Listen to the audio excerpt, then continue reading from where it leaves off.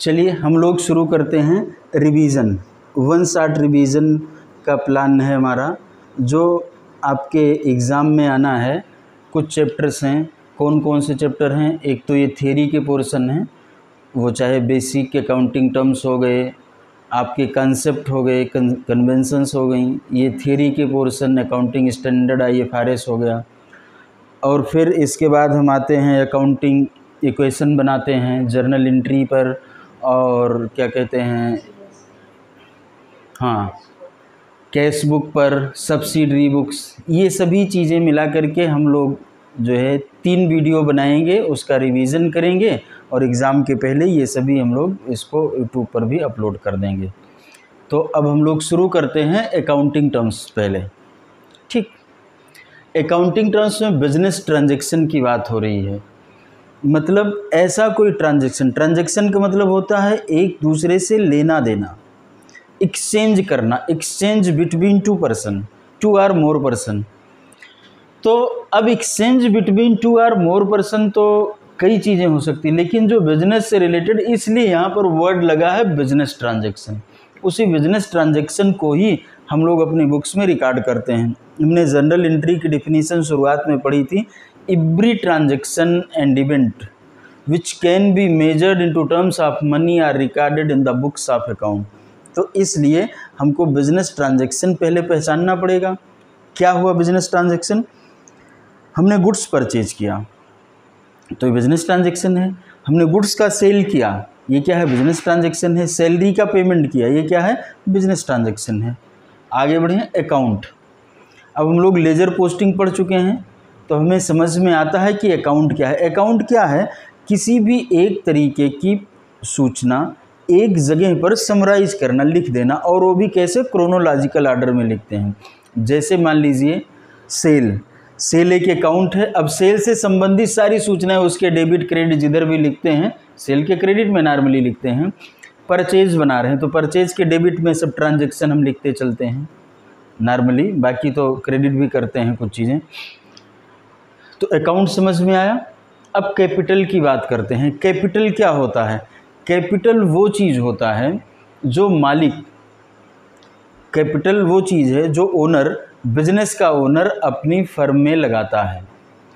वो कैश लगाता है तो कैपिटल है, बिल्डिंग अगर उसमें अपने बिजनेस में लगा देता है तो भी कैपिटल है ये, और अगर उसने फर्नीचर लगाया तो भी, कुछ भी अगर वो बिजनेस में इंट्रोड्यूस करता है जिसको हम मनी में मेजर कर सकते हैं तो उसे क्या कहते हैं? कैपिटल। और जब वो कुछ विड्रा करता है, विड्रा वो गुड्स कर सकता है। हम लोगों ने पढ़ा था जब गुड्स की ड्राइंग कर रहा था तो क्या लिखे थे? Drawing account debit to purchases, तो कॉस्ट प्राइस पर विड्रा करता है। या वो व्यक्ति पैसे निकालता है, बैंक से विड्रा करता है, तो उसको क्या कहते हैं? ड्राइंग। तो मतलब जब कैपिटल इंट्रोड्यूस करेगा तो कैपिटल इंक्रीज होती है, और जब पैसा निकालेगा तो कैपिटल डिक्रीज होती है, तो उसी को ड्राइंग बोलते हैं। लायबिलिटी, लायबिलिटी का मतलब है जो आपको भी फ्यूचर में पेमेंट करना। आपका इन द सेंस यहाँ से जो भी मतलब है हमारा बिजनेस से, हम जो टर्म्स की डिस्कशन कर रहे हैं ये बिजनेस के टर्म्स की डिस्कशन कर रहे हैं। Liability which you have to pay in future, जो आपको भी भविष्य में भुगतान करना, वो लायबिलिटी है। अब इसमें 2 तरीके की लायबिलिटी है, एक करेंट लायबिलिटी है, एक नॉन करेंट लायबिलिटी है। करेंट लायबिलिटी वो लायबिलिटी होती है जो आपने पढ़ा होगा कि हमको विद इन 12 मंथ देना। वैसे उसकी डिफिनीशन काफ़ी एलिब्रेटेड लिखी गई है कंपनीज एक्ट 2013 में, उतना आपकी बुक में लिखा हुआ है। कुछ है कि ऐसी कोई लायबिलिटी जिसको हम ट्रेड कर सकते हैं, उसको हम बेच सकते हैं, इस तरीके का भी लिखा है। नॉर्मली जो आपकी बुक में लिखा हुआ ये है कि जो विद इन 12 मंथ्स आपको पेमेंट करना होता है वो करेंट लायबिलिटी होती। नॉन करेंट लायबिलिटी क्या है? जो करेंट लायबिलिटी नहीं है, डिफिनीशन ये लिखी गई है। तो किसी ने कहा कि तुम्हारा घर कहाँ है, तो उसने कहा उसके घर के सामने, और उसने पूछा उसका कहाँ, कहा हमारे घर के सामने, तो ये नहीं चलेगा। हमको एक डिफिनीशन तो जाननी ही पड़ेगी। तो जो बताया गया है वो करंट लायबिलिटी की डिफिनीशन बताई गई है। और नॉन करंट क्या है? बाकी सभी लायबिलिटी हमारी नॉन करंट होती हैं। क्लियर? असेट में भी यही कंडीशन है, एक नॉन करंट असेट होती है, करंट असेट होती है। तो अगर मैं नॉन करंट एसेट की बात करूं तो कौन सी एसेट होती है? जो एसेट करंट नहीं है। तो अब करंट कौन सी है? अब करंट की डिफिनीशन हमें पता करना पड़ेगा। जैसे हमारी इन्वेंट्री होती है, ठीक है, इन्वेंट्री हमेशा हमेशा करंट एसेट होती है, उस पर कोई पीरियड नहीं लगाना होता है कि इन्वेंट्री कितने दिन के लिए आई है। कैश हमारा क्या होता है? कैश एंड कैश, जो कैश होता है हमारा, ये हमारा क्या होता है? ये करंट एसेट होता है। अब कैश हम कितने दिन तक रखे रहेंगे इससे कोई मतलब नहीं है, यहाँ दिन की बात नहीं है। इन्वेंट्री का मतलब समझते हैं ना? इन्वेंट्री का मतलब है ऐसा कोई भी स्टॉक जो हमने बेचने के लिए रखा है, वो हमारा करंट एसेट होता है। वहाँ ये नहीं देखना कितने दिन बाद, मान लो कोई कहता है मैं चावल की बोरी खरीद के लाऊंगा और 4 साल बाद बेचूंगा, तो करंट हुआ कि नॉन करंट हुआ? जवाब है करंट हुआ। क्यों? क्योंकि इन्वेंट्री जो ट्रेड के लिए रखी जाती है, मतलब जो सेल करने के लिए रखी जाती है, वो सभी की सभी इन्वेंट्री हमारी क्या होती है? करंट होती है। अब और भी कोई कुछ इस तरीके की चीज़ें हैं जिनको कि हमने 12 महीने में असेट में, कैश में कन्वर्ट करने के लिए रखा है, उसको हम क्या कहते हैं? करंट असेट कहते हैं। इसके बाद जितनी भी हमारी असेट होती है वो हमारी क्या होती है? Non current. लेकिन हमने असेट की डिफिनीशन तो बताया नहीं अभी। असेट क्या होती है?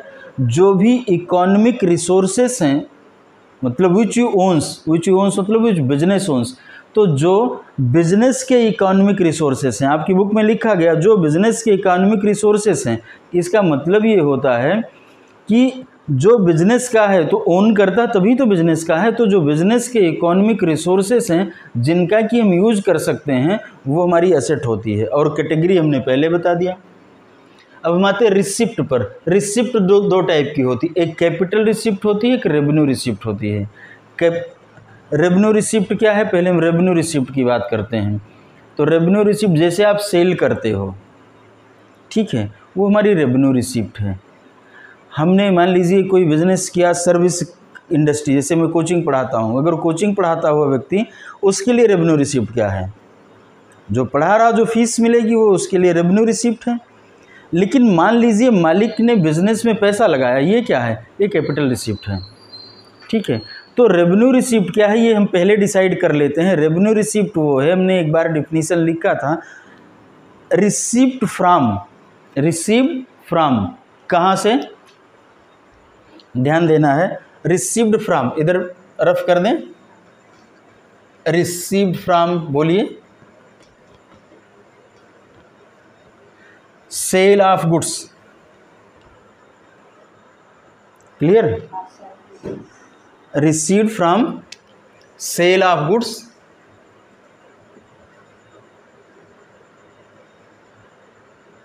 Rendering services,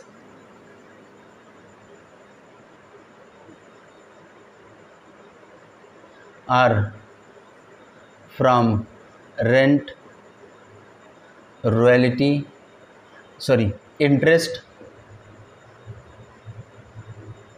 royalty and dividend.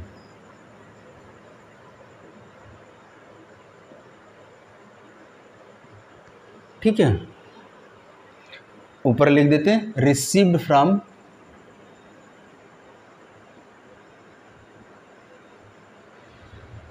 कहाँ से?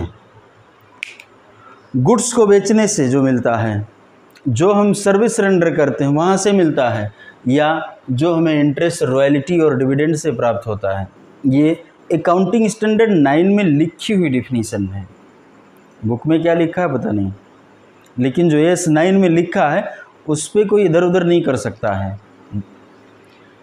तो इसके अलावा जो रिसिप्ट है, जैसे लोन ले लिया, ये क्या है? कैपिटल रिसिप्ट है। मालिक ने पैसा लगाया, क्या है? कैपिटल रिसिप्ट है। हमारे पास फिक्स एसेट थी, उसको बेच दिया, उससे कुछ पैसा मिला, ये क्या है? कैपिटल रिसिप्ट है। एक्सपेंडिचर में कैपिटल, रेवेन्यू और डिफर्ड 3 तरीके के होते हैं। तो पहले हम समझते हैं रेवेन्यू एक्सपेंडिचर क्या है। तो अगर मैं देखता हूँ रेवेन्यू एक्सपेंडिचर, मान लीजिए आपने कोई खर्चा किया डे टू डे के ट्रांजैक्शन में, से हम सैलरी का पेमेंट करते हैं, ये क्या है? रेवेन्यू एक्सपेंडिचर है। अगर हम गुड्स परचेज करके लाते हैं, उसमें जो कॉस्ट इनकर होती है वो हमारा क्या है, रेवेन्यू एक्सपेंडिचर है। लेकिन अगर हम कोई फिक्स एसेट क्रिएट करते हैं, मान लीजिए हमने एक कार खरीदा, ये कार क्या है, ये कैपिटल एक्सपेंडिचर का हिस्सा है। तो जो फिक्स एसेट क्रिएट करने के लिए एक्सपेंसेस किए जाते हैं वो कैपिटल एक्सपेंडिचर हैं। बाकी क्या है, रेवेन्यू एक्सपेंडिचर हैं। अब रेवेन्यू में दो कैटेगरी होती, एक रेवेन्यू प्योर होता है और दूसरा डिफर्ड रेवेन्यू होता है। प्योर रेवेन्यू क्या है, पहले डिफर्ड रेवेन्यू अलग कर लेते हैं। डिफर्ड रेवेन्यू वो है, मान लीजिए कोई व्यक्ति है, कोई अब मान लेते हैं कोचिंग इंस्टीट्यूट है, इसने क्या किया, एक बोर्ड लगवाया, एक एडवर्टीजमेंट लगाया। इस एडवर्टीजमेंट से इसका जो बेनिफिट होगा अगले 3 इयर्स तक होगा। इसका मतलब हुआ कि इसने जो एडवर्टीजमेंट पे खर्च किया है ये कितने सालों के लिए है, मोर देन 1 अकाउंटिंग पीरियड के लिए है। कोई भी रेवेन्यू एक्सपेंडिचर अगर मैंने किया है और वो 1 साल से अधिक के पीरियड के लिए होता है, तो ऐसा जो रेवेन्यू एक्सपेंडिचर होता है उसे क्या कहते हैं, डिफर्ड रेवेन्यू एक्सपेंडिचर। मान लीजिए हमने खर्च किया 30,000 रुपये, इसका बेनिफिट हमें 3 साल में मिलेगा, तो 1 साल का एक्सपेंस क्या हुआ, 10,000। नेक्स्ट ईयर का क्या होगा, 10,000, और अगले नेक्स्ट ईयर का क्या होगा, 10,000। तो पहली साल इतना हम एक्सपेंस में दिखा देते हैं और आगे के 2 सालों में ये 20 अभी डिफर्ड है, ये डिफर्ड रेवेन्यू एक्सपेंडिचर है। ठीक है, इसका ट्रीटमेंट कैसे करते हैं आगे जो हम लोग बैलेंस शीट वगैरह पढ़ेंगे तो दिखा देंगे हम।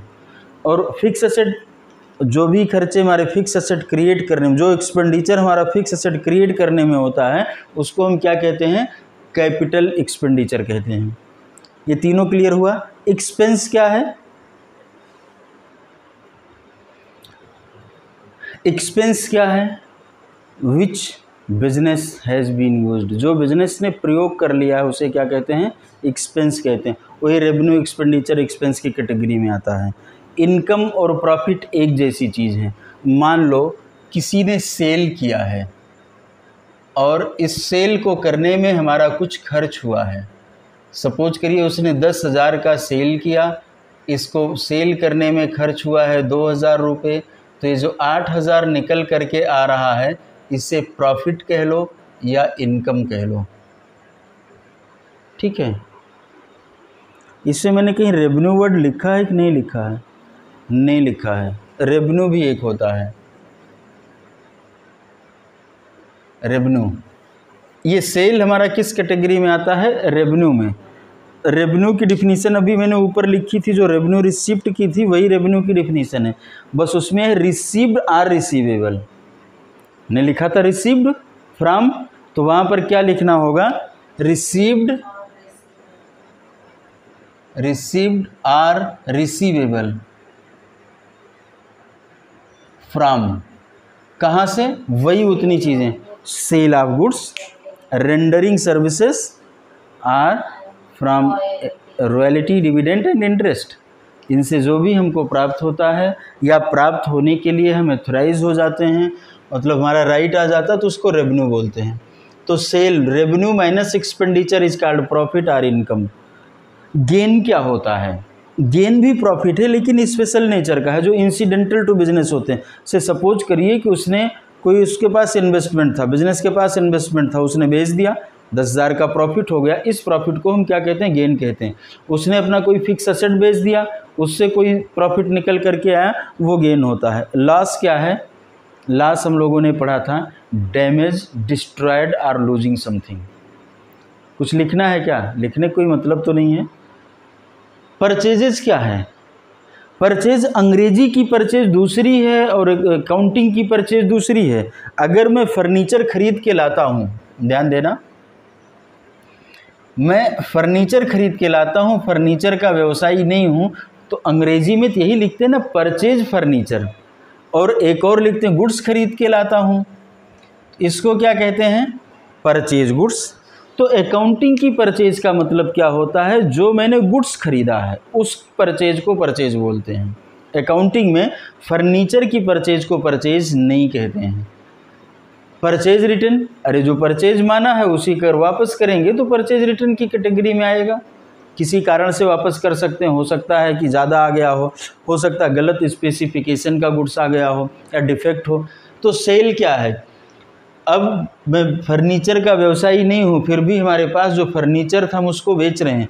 इंग्लिश की सेल तो ये भी सेल कहलाएगी, लेकिन अकाउंटिंग की सेल ये नहीं है। अकाउंटिंग में सेल किसको कहते हैं? जो गुड्स होता है उसकी सेल को हम सेल बोलते हैं। बाकी इसको सेल ऑफ क्या बोलेंगे? सेल ऑफ फर्नीचर बोलेंगे, ठीक है, लेकिन वो सेल में नहीं जुड़ता है। स्टॉक और इन्वेंट्री। स्टॉक क्या होता है? अकाउंटिंग इक्वेशन में पढ़ा था, जब हम गुड्स को परचेज करके लाते हैं तो हमारा क्या होता है? स्टॉक होता है। जब हम उसमें से बेचते जाते हैं तो जितना बचा रहता है वो हमारा स्टॉक रहता है। सपोज करिए कि हमने 50,000 का गुड्स खरीदा, अब ये हमारा कहाँ आ गया? स्टॉक में आ गया। इसमें से हमने 40,000 का गुड्स बेच दिया। ध्यान से सुनिएगा, 40,000 में नहीं बेच दिया, मैं कह रहा हूँ 40,000 का। हो सकता है कि 40,000 का गुड्स 70,000 में बिका हो, लेकिन हम इसमें से कितना माइनस करेंगे? कॉस्ट प्राइस ही तो माइनस करते हैं, तो बचा कितना भी? 10,000 रुपये। ये हमारा क्या है? क्लोजिंग स्टॉक या स्टॉक कह लीजिए। क्लोजिंग मत लिखिए, स्टॉक लिखा तो स्टॉक लिखिए। डेटर आपने पढ़ रखा। डेटर कौन होता है? जिनको हम उधार बेचते हैं वो डेटर होते हैं। इन्हीं का नाम ट्रेड रिसीवेबल भी है, मतलब इनसे मुझे मिलना है, लेकिन ट्रेड है, ट्रेड हम कर रहे हैं, उनको बेच रहे हैं, इसलिए इनका नया नाम ट्रेड रिसीवेबल के रूप में आया है। ये कंपनीज एक्ट 2013 में आया है। क्रेडिटर। अच्छा, क्रेडिटर का नाम ट्रेड पेबल भी होता है, ये मैंने नहीं लिखा, लिख देता हूँ। ट्रेड पेबल, ठीक है, इनको देना होता है पेबल। ये अकाउंट हमारा क्या है? पेबल, मतलब देने के योग्य, इसलिए इनका नाम ट्रेड पेबल भी है। क्रेडिटर कौन होता है? जिनसे मैंने उधार गुड्स खरीदा। Goods purchased on credit is called creditor. अच्छा, गुड्स क्या होता है? जिस चीज़ को हम बिजनेस मतलब ट्रेड करने के लिए, बेचने के लिए खरीदते हैं, वो हमारा गुड्स कहलाता है। कॉस्ट क्या होता है? मान लो कोई गुड्स हम मैन्युफैक्चर कर रहे हैं, कुछ बना रहे हैं, उसको बनाने में जो हमारा खर्च होता है कॉस्ट होता है। या हम कोई गुड्स खरीद के लाते हैं तो जो हमारी परचेज कास्ट होती है प्लस जो यहाँ तक लाने का खर्चा होता है, वो दोनों जोड़ के हम उसकी कास्ट बना लेते हैं।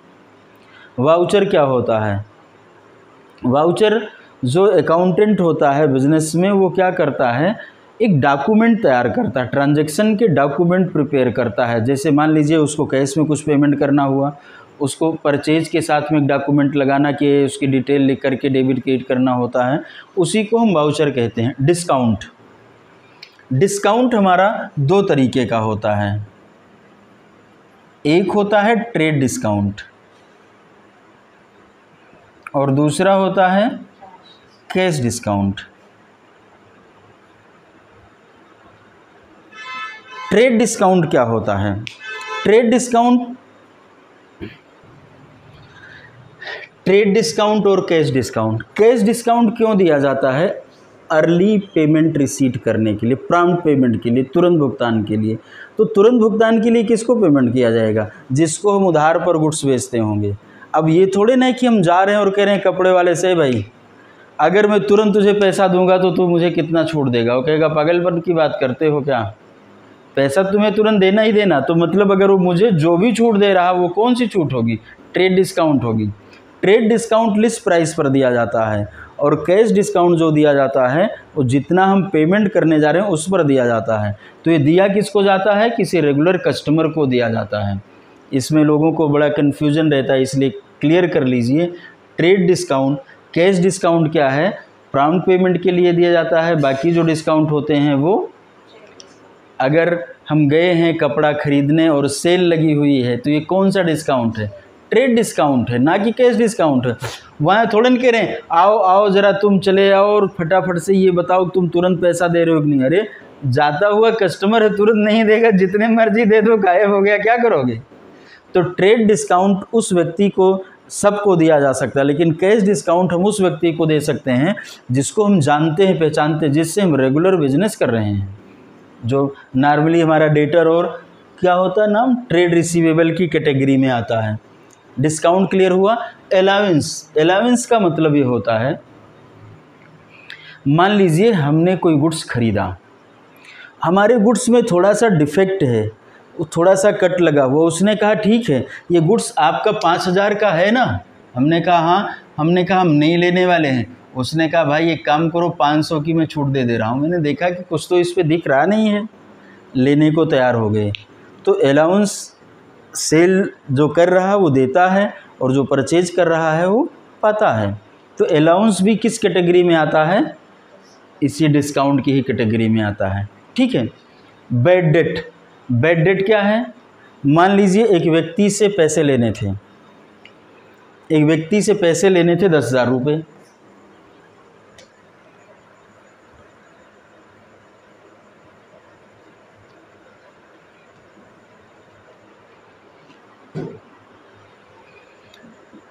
इससे 10,000 रुपये लेने थे। अब ये हो गया इंसॉल्वेंट, इंसॉल्वेंट भी यहाँ लिखा हुआ है।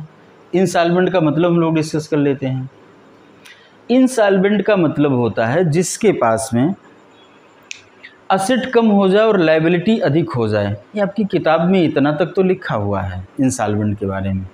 असेट कम हो जाए, लायबिलिटी मतलब उसे जितने पैसे देने हैं उतने उसके पास रह नहीं गए हैं, लेकिन वो इंसॉल्वेंट तब माना जाएगा जब कोर्ट कह देगा कि व्यक्ति इंसॉल्वेंट है। नहीं तो हर आदमी क्या करेगा, अपनी एक बैलेंस शीट बनाएगा और उसमें बना देगा कि मेरी लायबिलिटी बहुत हो गई और एसेट मेरे पास थोड़ी सी है, और हर आदमी कहेगा मैं इंसॉल्वेंट हूँ। अब वो इंसॉल्वेंट हो जाएगा तो उसे कोई कुछ कह नहीं सकता है, मतलब जो व्यक्ति इंसॉल्वेंट हो जाता है उसको आप कुछ कह नहीं सकते, उसको आप ज़बरदस्ती उससे पैसा नहीं मांग सकते हो, नहीं तो पुलिस आकर के पकड़ ले जाएगी। तो इसलिए जब असेट कम हो जाए और लायबिलिटी उससे अधिक हो जाए और इसके बाद कोर्ट कह दे, कोर्ट पहले नहीं कह सकता है, ये होना पड़ेगा तब कोर्ट कह पाएगा, तब वो इंसॉल्वेंसी एक्ट में होगा, मुकदमा उसके ऊपर सूट फाइल होगा, मुकदमा दायर होगा, इसके बाद जा कर के वो इंसॉल्वेंट डिक्लेयर किया जाता है। तो मान लो डिसाइड हुआ कि 10,000 रुपये, मतलब अब कोर्ट ने कहा है बेचारा बहुत परेशान है, ये 1 रुपये में सिर्फ 40 पैसे दे पाएगा। 1 रुपये में कितने होते हैं, 100 पैसे, 100 में कितना दे सकता है, 40 पैसे, तो 1 में कितना देगा, 40/100। तो 10,000 में कितना देगा ये देखना, इंटू 40 डिवाइडेड बाई 100, रेशियो बन गया, ये हो गया। तो कितना दे पाएगा, 4,000। तो 4,000 रुपये प्राप्त हो गए हमको। तो डूबा कितना हमारा, 6,000। 10,000 में से रिसीट कितना किया हमने, बोलो, रिसीव्ड किया है 4,000, रिमेनिंग कितना बचा, 6,000। क्या ये मिलेगा, नहीं, ये डूब जाएगा, डूब जाएगा। इसी को अंग्रेजी में कहते हैं बैड डेट, बुरा आदमी। ये जो डेट था हमारा, डेट मतलब डेटर का शॉर्ट फॉर्म ही तो है, ये बुरा डेटर है, इसीलिए इससे अब 6,000 मुझे नहीं मिलना है। एक और बात यहाँ नहीं लिखा था, अब बैड डेट रिकवर्ड पर भी चर्चा कर लेते हैं। बैड डेट रिकवर्ड क्या है, कुछ दिन बाद ये आदमी आया, दौड़ा दौड़ा, 1 साल बाद मिला, अब वो कह रहा है कि अरे भाई रुको रुको, हमने कहा नहीं हम तुमसे बात नहीं करते, तुम एकदम नालायक हो, 6,000 डुबा दिया। अरे कह रहा रुक तो जाओ, हमने कहा बताओ क्या चाहिए, गुस्से में उसने कहा भाई इस 6,000 में जो डूब गया था मैं तुम्हें 2,000 देने आया हूँ। हमने कहा ठीक है, आओ आओ बैठो बैठो। ये जो 2,000 मिल गया, ये क्या हुआ, रिकवरी हुई है। किसकी रिकवरी हुई है, ध्यान से सुनिएगा, टर्म को मैं इसीलिए जोड़ रहा हूँ। रिकवरी हुई, किस चीज़ की रिकवरी हुई, जो डूबा पैसा था, बैड डेट की रिकवरी हुई, तो इसलिए इसका नाम क्या रख दिया गया, बैड डेट रिकवर्ड। तो मतलब हमारा या तो प्रॉफिट मान लो, अब वो मानने के ऊपर है, या कह दो लॉस कम हो गया, तो लॉस तो मैं पहले बुक कर चुका हूँ, यहाँ मैं प्रॉफिट मान लेता हूँ। अब अपनी अपनी एजम्पशन पर है कि हम क्या मान लेंगे। बैड डेट तो लॉस था हमारा, खर्चा नहीं लॉस था। अब ये लॉस की रिकवरी हो जाए तो अच्छी बात, अच्छी बात को प्रॉफिट कहते हैं। बैड डेट हो गया, इंसॉल्वेंट हो गया, तो सॉल्वेंट क्या है, अरे जाहिर सी बात है जिसकी एसेट लायबिलिटी से कम नहीं है उसको सॉल्वेंट व्यक्ति है।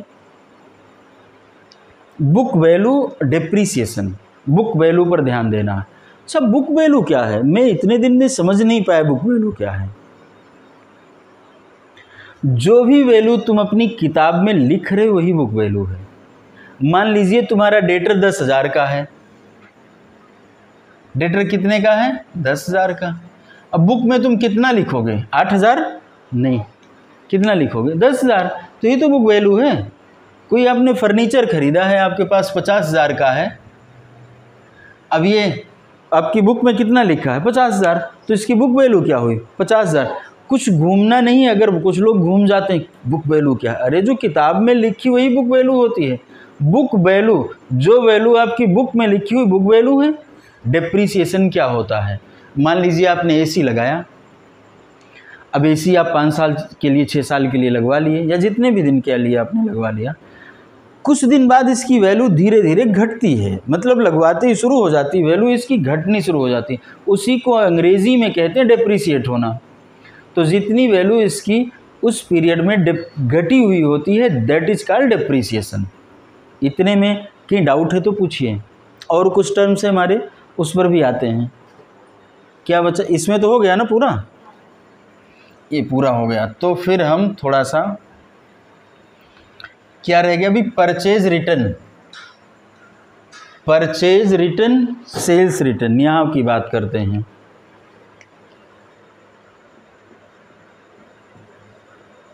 परचेज रिटर्न अभी तो आप बात कर लिए थे। अरे रुक तो जाओ भाई, कर तो लिए थे हम। सेल्स रिटर्न, ठीक। तो इसमें क्या नया लिख रहे हैं? अरे अच्छा एक बात बताओ, जब परचेज रिटर्न होगा तो गुड्स आएगा कि जाएगा? जब परचेज रिटर्न होगा तो गुड्स वापस आएगा। क्या बात है, गजब बात बताई। जाएगा। जब परचेज हुआ था तो गुड्स आया था, तो जो रिटर्न होगा तो क्या होगा? गुड्स जाएगा। समझ में आई बात? तो इसको मैं कह सकता हूं, जो मेरा रिटर्न हुआ है ये कहाँ गया? आउट चला गया। तो रिटर्न आउटवर्ड नाम भी रख सकता हूं मैं। बात समझ में आ रही कि नहीं? सेल्स जब हुआ था तो गुड्स आया था, हाँ गया था। तो अगर मैं सेल्स रिटर्न करूंगा तो क्या होगा? गुड्स आएगा। तो इसको मैं क्या कहूंगा? रिटर्न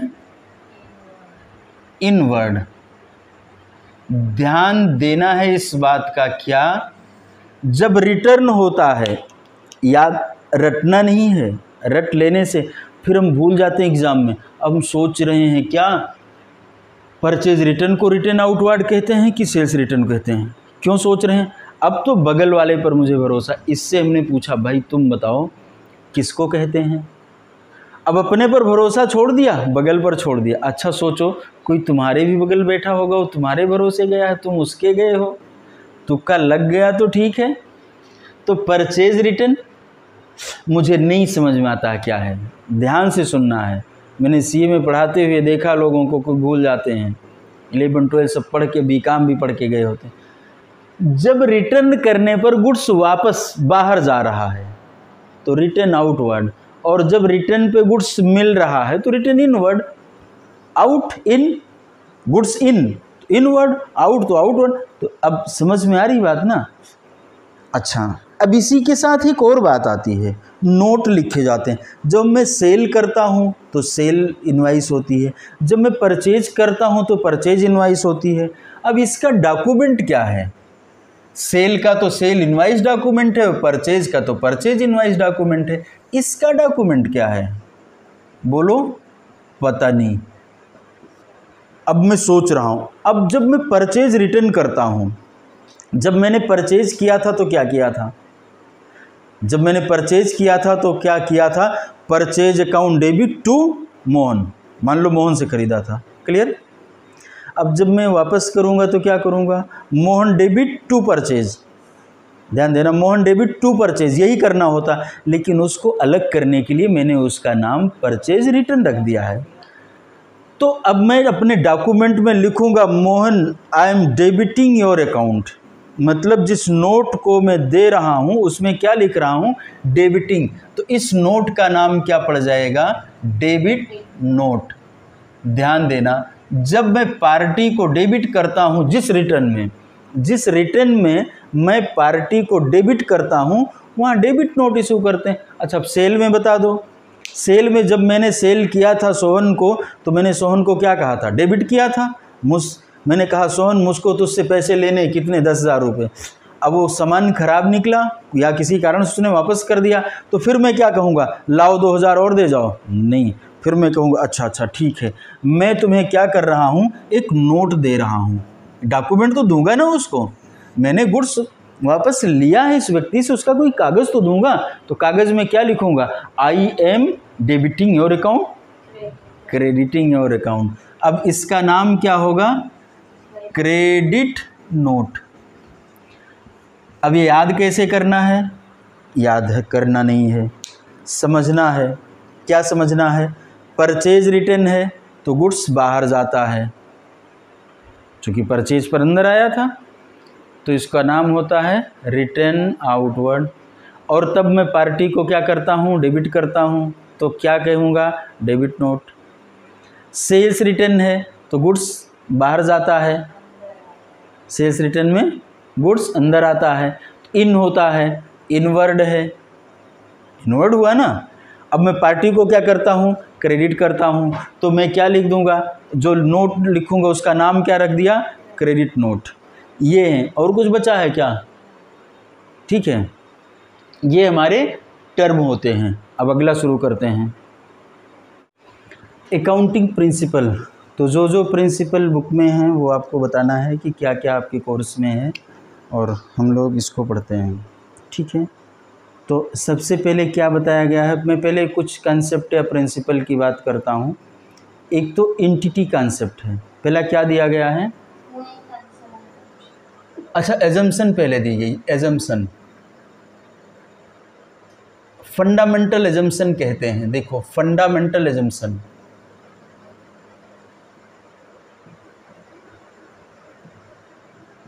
अच्छा, क्या अगर मैं पूछूं कि फंडामेंटल एजम्पशन का मतलब क्या होता है, तो बताया जा सकता है फंडामेंटल एजम्पशन क्या होती है। अगर मैं अकाउंटिंग की टर्म की बात नहीं करूं, जैसे आप स्कूल जाते हैं रोज़, ठीक, स्कूल जाते हुए कुछ मन में एजम्पशन होती है। जैसे सपोज करिए कि मैं स्कूल जा रहा हूँ, अब हम यहाँ से सोच के चलते हैं कि आज स्कूल खुला होगा, कोई ऐसी घटना नहीं घटित है कि स्कूल बंद है, तो एजम्पशन क्या है? स्कूल खुला होगा। आप कोचिंग पढ़ने आते हैं तो क्या एजम्पशन होती है? टीचर की तबीयत ठीक होगी, वो पढ़ाएगा। ये अलग की बात है कि आप सोचते हैं कि नहीं सोचते हैं, अलग मुद्दा है, लेकिन आप एक बार सोच के तो देखो, मन में आ जाए कि टीचर की कल तो तबीयत ख़राब थी, आने से पहले आदमी क्या करेगा? रुको पता कर लेते हैं तबीयत ठीक है कि नहीं जा कर के टाइम बर्बाद होगा। ये एजम्पशन है। ये अलग की बात है कि जब आप अकाउंटिंग करते हो तो आपको पता नहीं होता कि एजम्पशन हम क्या लगा रहे हैं। तो अकाउंटिंग में 3 फंडामेंटल एजम्पशन है। Going concern,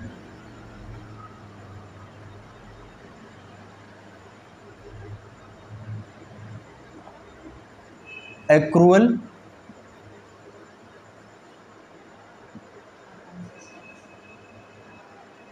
consistency.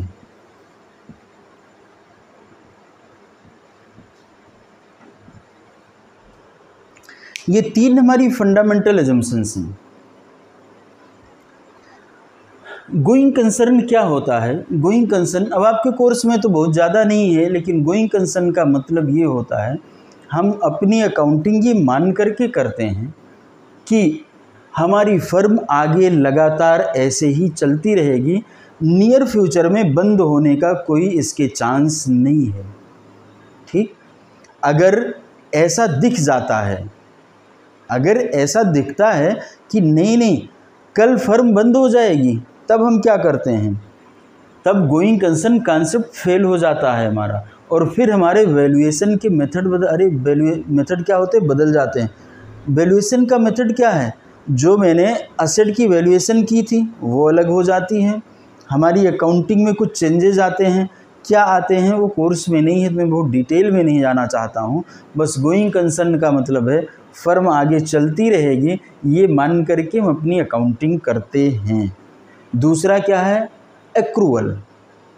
अब ये 1 2 3 पर जो लिखा है ये ज़रूरी नहीं आप ऊपर नीचे लिख सकते हो। एक्रूअल क्या है? एक्रूअल यही है कि हमने ये मान लिया, सपोज करिए कि मार्च महीना बीता, हमने 4 लोगों से काम कराया था, तो मैं क्या करूँगा, इस महीने की सैलरी मान लूँगा, चाहे हमने पेमेंट किया है चाहे अगले महीने में पेमेंट करेंगे। ये एक्रूअल है। अगर एक्रूअल कॉन्सेप्ट ना लगाएं तो फिर ये होगा कि जिस महीने में सैलरी का पेमेंट करेंगे उस महीने में खर्च मानेंगे। हमने सेल किया, अभी पैसा डेटर से नहीं मिला है, हम सेल को क्रेडिट कर लेते हैं। किस बेसिस पर करते हैं? एक्रूअल पर। अगर एक्रूअल ना होता तो जब पैसा मिलता तब हम अपनी सेल को क्रेडिट करते हैं। ये एक्रूअल है।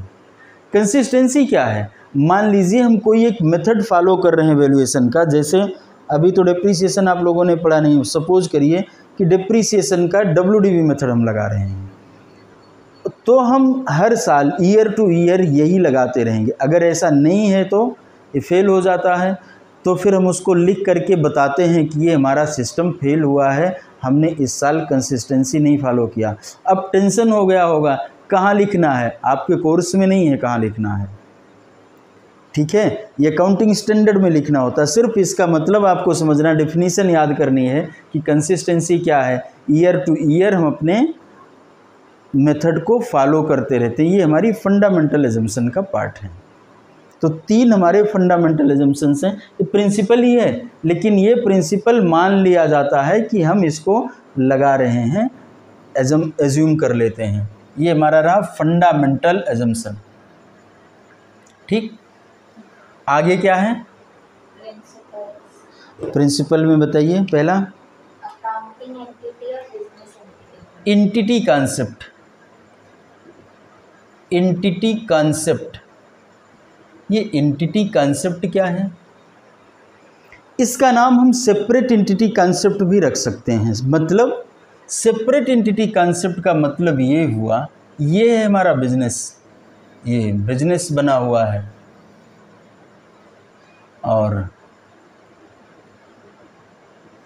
यहाँ पर ये मोहन खड़ा हुआ है, ये मोहन है और ये है बिजनेस ऑफ मोहन।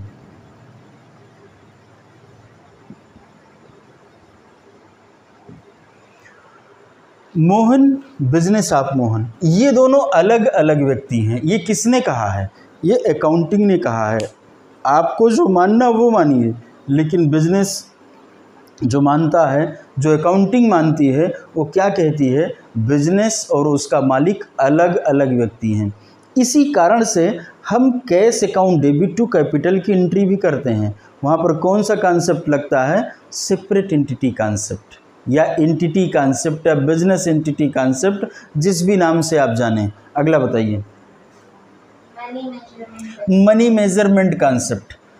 प्रत्येक ट्रांजैक्शन और event which can be measured into terms of money recorded in the books of account. कोई भी ट्रांजैक्शन, अगर मैंने कहा कि मैंने गुड्स खरीद लिया, एंट्री कर सकते हैं क्या? ट्रांजैक्शन का मुझे पता चल गया कि परचेज हो गया गुड्स, लेकिन क्या मुझे वैल्यू का पता है? नहीं। तो तब तक मैं इसकी अकाउंटिंग एंट्री नहीं कर सकता हूं जब तक मुझे मनी का पता ना हो। हमने कहा मैंने एक एसेट खरीदी है, अब मैं बैलेंस शीट में क्या दिखाऊंगा उस एसेट को, जब तक मुझे वैल्यू नहीं पता होगी। तो मनी में मेज़र करते हैं। मनी का मतलब होता है भारत में रुपया, अमेरिका में डॉलर, जहाँ की जो मुद्रा है वही मनी है। क्लियर? अगला बताइए। अकाउंटिंग पीरियड प्रिंसिपल, जिसको हम पीरियडिसिटी भी कहते हैं या अकाउंटिंग पीरियड।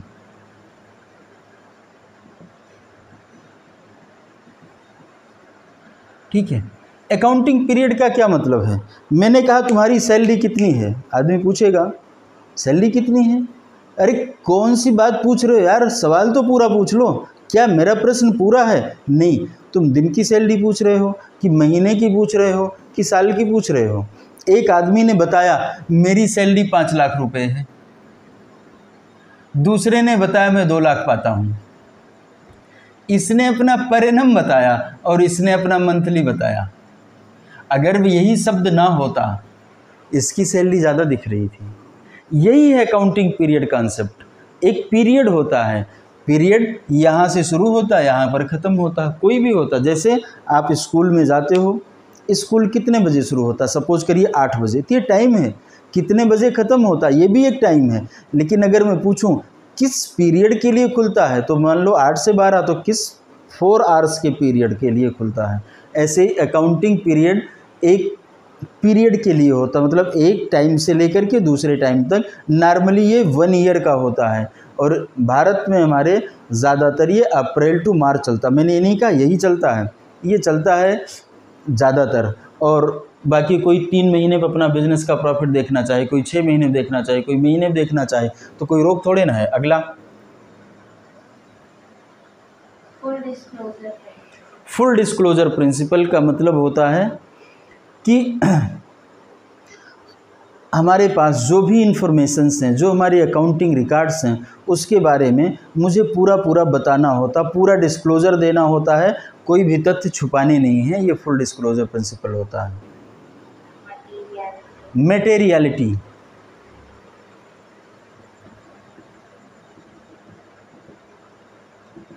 बहुत बड़ा प्रिंसिपल है, लेकिन उतना आपके कोर्स में नहीं है। बहुत बातें लिखी गई हैं, मैंने बहुत क्लासेस इस पे पढ़ी, लेकिन मटेरियलिटी की कोई एग्जैक्ट डिफिनीशन आज तक नहीं मिली। ठीक है, मटेरियलिटी पर कोई एग्जैक्ट डिफिनीशन एक लाइन की लिखी हुई मिली नहीं है। बस ये है, इसमें लिखा गया है विच इन्फ्लुएंस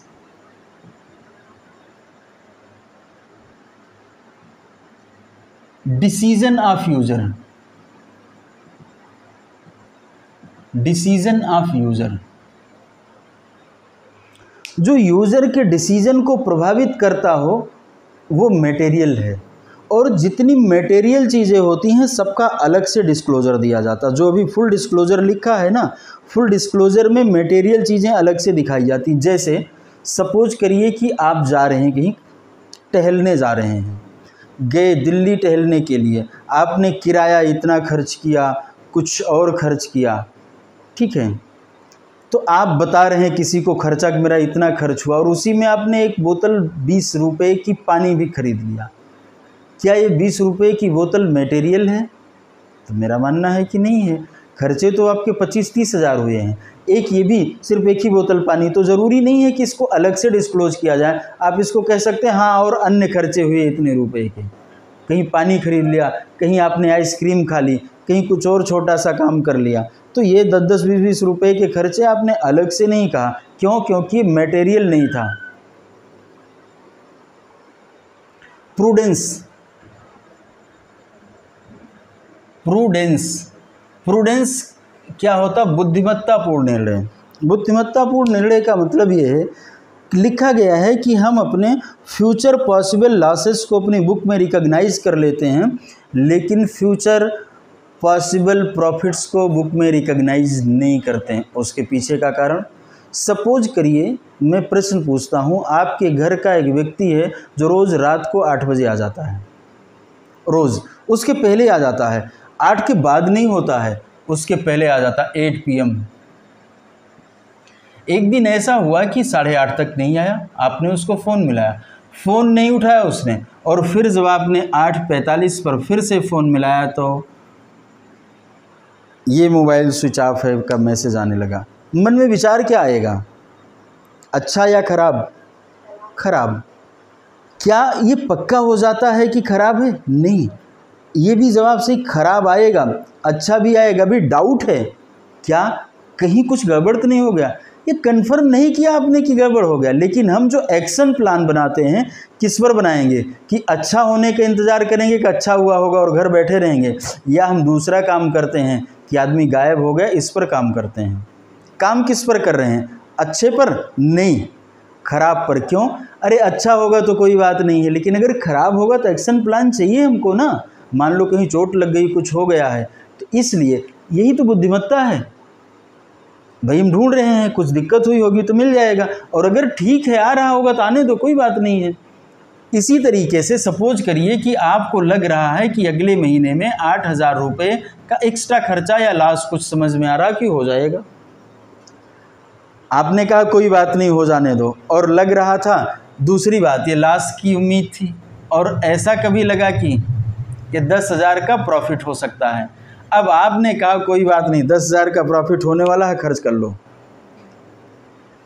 और पता चला नहीं हुआ प्रॉफिट, तो दिक्कत। तो क्या हम अपने लाइफ में इस कौन से मेथड को फॉलो कर रहे हैं? प्रूडेंस ही तो कर रहे हैं।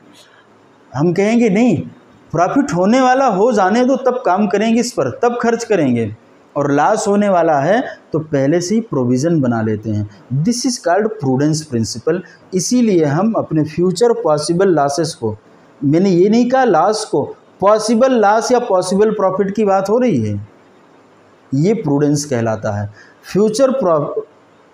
फ्यूचर पॉसिबल लॉसेस को बुक में रिकॉग्नाइज कर लेते हैं, लेकिन फ्यूचर पॉसिबल प्रॉफिट्स को बुक में रिकॉग्नाइज नहीं करते हैं। ये प्रूडेंस है। अगला बताइए। हिस्टोरिकल कॉस्ट कॉन्सेप्ट बहुत आसान।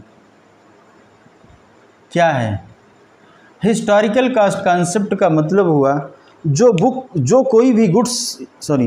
कोई भी चीज़, मान लीजिए हमने कोई फर्नीचर खरीदा 1 लाख रुपये, तो हम उसको अपनी बुक में कितने में रिकॉर्ड करते हैं? इसी हिस्टोरिक वैल्यू पर। ये अलग की बात है कि उसमें से डिप्रिसिएशन माइनस करते जाते हैं, हम उसका बार बार वैल्यू बदलते नहीं हैं। ये हमारा हिस्टोरिकल कॉस्ट कॉन्सेप्ट है। अब तो ठीक है, अकाउंटिंग स्टैंडर्ड 10 आया तो उसमें कई चीज़ें हैं, लेकिन वहाँ आपके कोर्स में नहीं आता। हिस्टोरिकल कॉस्ट कॉन्सेप्ट मतलब जिस वैल्यू पर वो शुरू में था वो उसकी हिस्टोरिक वैल्यू कहलाती है, हिस्टोरिक कॉस्ट कहलाती है। अगला मैचिंग कॉन्सेप्ट।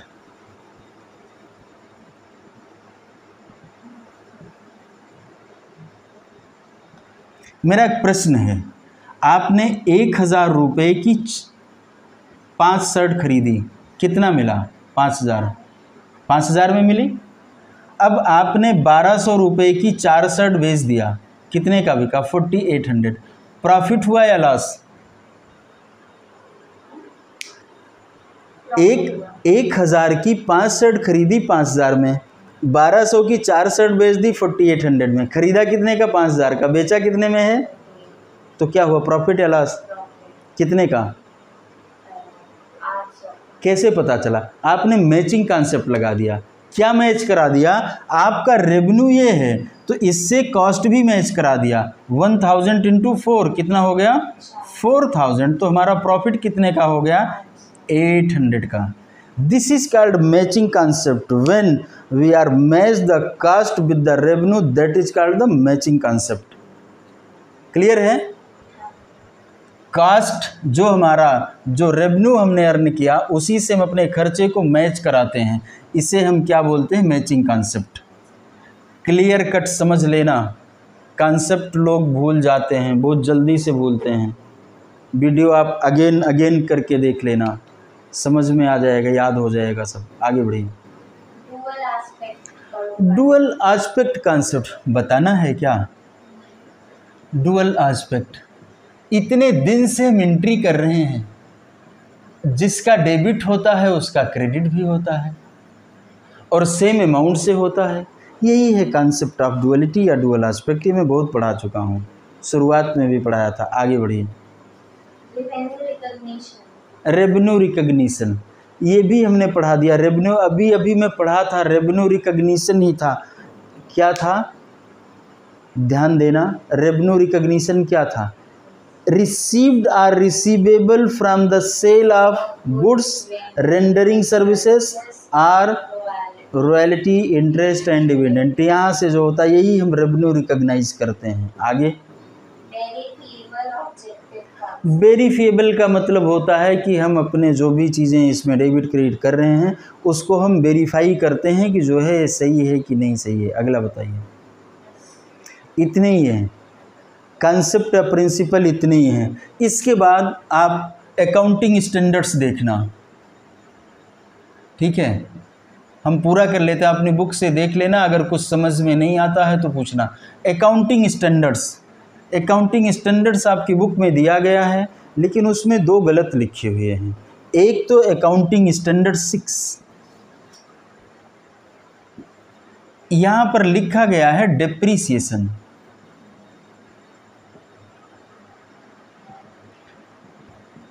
अब ये है ही नहीं, ख़त्म हो गया है, ठीक है। और आपके यहाँ अकाउंटिंग स्टैंडर्ड 10 लिखा गया fix asset.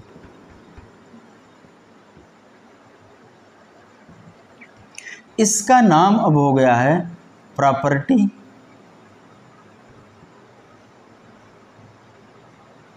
Plant and equipment, ठीक है। ये 2016 में चेंज हो गया था, पता नहीं आपकी बुक से क्यों नहीं हटा। 16, 17, 18, 19, 20, 21, 22, 6 साल हो गया। 6 सालों तक राइटर को पता नहीं चला या वो बदलना नहीं चाह रहे हैं, ये मुझे जानकारी तो नहीं है। अब ये है कि अकाउंटिंग स्टैंडर्ड होता क्या है। एक स्टैंडर्ड बनाया गया, आदमी कहता ना उसका ये स्टैंडर्ड है, सुन तो बहुत लोगों ने रखा होगा स्टैंडर्ड, लेकिन उनसे पूछ लो व्हाट इज ए स्टैंडर्ड तो बता नहीं सकते हैं। तो यहाँ पर भी अकाउंटिंग स्टैंडर्ड जो बनाया गया, अकाउंटिंग के लिए एक स्टैंडर्ड सेट किया गया है कि हम अकाउंटिंग इस तरीके से करेंगे। बात समझ में आ रही है? तो उसमें अलग अलग चीज़ों के लिए कि इन्वेंट्री का वैल्यूएशन ऐसे करेंगे, डिस्क्लोजर इस जैसे फुल डिस्क्लोजर था तभी उसका अकाउंटिंग स्टैंडर्ड बनने कि हम कैसे उसको डिस्क्लोज करेंगे। 2 है तो उसमें ये बताया गया कि अकाउंटिंग का वैल्यूएशन कैसे करेंगे। 3 है तो उसने ये कहा है कि हम कैश फ्लो कैसे बनाएंगे। 4 है तो उसमें क्या उसने कहा है कंटिंजेंसी की बात करी है। 5 है तो उसमें प्रायर पीरियड आइटम की बात की गई है। 6 मैंने कहा हैज़ बीन डिलीटेड। 7 है तो उसने किसकी बात करी है कंस्ट्रक्शन कॉन्ट्रैक्ट की बात करी है। इस तरीके से 8 में क्या है मुझे याद नहीं है 8 का, हाँ accounting for research and development. 9 है तो उसने क्या बताया रेवेन्यू रिकग्निशन बताया है। 10 अभी हमने बता दिया है। 11 में भी कुछ इस तरीके से फॉरेन एक्सचेंज करके शायद कुछ इसी तरीके से सारे आपके अकाउंटिंग स्टैंडर्ड, मतलब मैंने याद नहीं किया सारा कि याद करके बैठा हूँ, लेकिन इस तरीके से हमारे हाँ एक्रूअल कॉन्सेप्ट पर एक अकाउंटिंग स्टैंडर्ड 22 है, वो है, बहुत से हैं। हमारा प्रॉपर्टी प्लांट एंड इक्विपमेंट में जो क्या कहते हैं मतलब इंटेंजिबल एसेट है उसके लिए 26 बनाया गया। बहुत से इस तरीके से अकाउंटिंग स्टैंडर्ड बनाए गए, आपको तो उसके इंटरनल कुछ समझना नहीं है। फिर हमारा IFRS भी आपकी बुक में लिखा गया है और पूछा भी गया था, मान लीजिए IFRS, इसका भी फुल फॉर्म याद कर लेना, ठीक है। अकाउंटिंग स्टैंडर्ड का भी याद कर लेना, नाम देख लेना क्या क्या है, इसमें कुछ डिटेलिंग हमको नहीं करनी है। तो मुझे लगता है कि हमारा अकाउंटिंग टर्म और अकाउंटिंग प्रिंसिपल और कंसेप्ट में कुछ बचा है तो बता दें, नहीं तो हमारा ये जो वीडियो थियरी वाला है ये कंप्लीट होता है और आप लोग इसको पढ़िएगा। अगर कहीं पर कंसेप्ट समझने में आपको दिक्कत होती है तो ज़रूर पूछिएगा और सब्सक्राइब और लाइक करना मत भूलिएगा, ठीक, ओके, बाय बाय।